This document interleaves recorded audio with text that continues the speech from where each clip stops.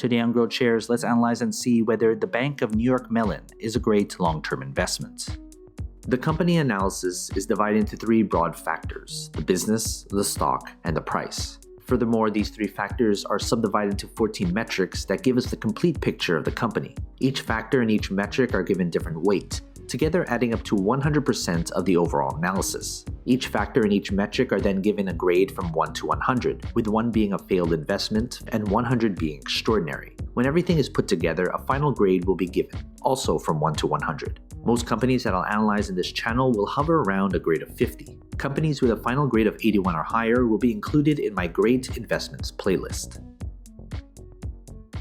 Let's first look at the company as a business. The business is the most important part of this analysis. That's why 45% of this analysis is attributed to the business. As Warren Buffett once said, it's far better to buy a wonderful company at a fair price than a fair company at a wonderful price. A stock cannot grow and prosper without having a rock-solid foundation. The business factor is made up of 8 metrics. Basically, these 4 metrics measure how well the company is doing right now. These 2 metrics measure how well the business is projected to do in the future. And these 2 metrics measure the socio-economic impact of the business. In the description below, I have a separate video describing each metric in detail.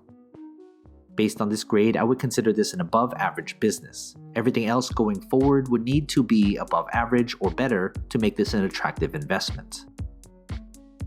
Next, let's look at the company's stock. We can't easily invest in something unless there's shares available to buy and sell. That's why 35% of this analysis is attributed to the stock. If the business is the foundation of a company, the stock is a reflection of that foundation. Does the market reflect how good or bad the business has done? And how does the market think the company will do going forward? That's what the stock tells us. What matters most is return on investment. There should be some correlation between the business and its stock. The stock factor is made up of 5 metrics. Basically, these 3 metrics measure how well the company's stock has done, and these 2 metrics measure how traders and investors perceive the company as an investment. In the description below, I have a separate video describing each metric in detail. Based on this grade, I would consider this an average stock.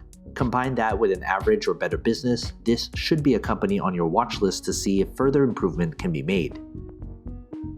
Finally, let's look at the company's price. Price is what most investors look at when deciding whether to invest in a company or not. But price per share shouldn't be the most important consideration. That's why 20% of this analysis is attributed to the company's intrinsic value. There is a reason why a company's stock is undervalued or overvalued. An undervalued stock may be undervalued because it's simply a terrible business. And the other side is true as well. The price factor is made up of only 1 metric. Basically, the intrinsic value is the price per share at which the company's fundamentals align with its true value when compared to its current stock price.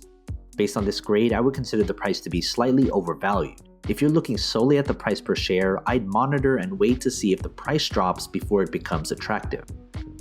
Now that we have everything calculated, let's figure out the company's final grade. If you want a database of the companies I've analyzed, consider becoming a subscriber to my Patreon.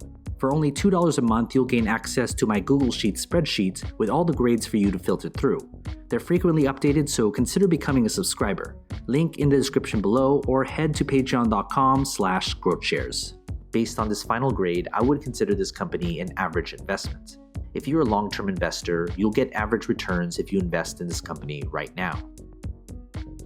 Some of you will put different importance on different aspects of my analysis. You may solely just be looking at the price per share. Others may look at the business. But if you're looking at this company as a long-term investment, you should look at all 3 factors because it paints the entire picture of the company. When it comes to the final grade, it doesn't necessarily mean I'm bullish or bearish on the company's stock. Grades are adjusted to take into account the company's industry, sector, and competition. Of course, major news does have an effect on the company, but my analysis is built upon a solid foundation that focuses on the long-term health of the company. From time to time, I will reanalyze a company and share it with you. So you've made it this far, shoot me an email. I'd love to get in touch with you and talk more.